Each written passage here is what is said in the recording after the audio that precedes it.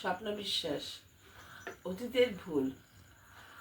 প্রত্যেকের জীবনে অতীত, বর্তমান ও ভবিষ্যৎ আছে, কিন্তু কোনো অতীতের জীবনে যদি আমরা বিরাট বড় একটা অতীতে বিরাট বড় ভুল করে থাকি এবং সেই ভুলের খেসারত যদি আমাদের বর্তমান আর ভবিষ্যৎকে দিতে হয়, তাহলে আমি অতীতের ভুলের জন্য কুরে কুরে খাবো।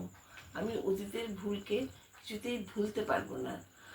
এর ফলে মুশকিল হবে এই জন্য যে আমি বর্তমানকে দাঁড়িয়ে বর্তমানেরই কোনো কাজে লাগতে পারবো না।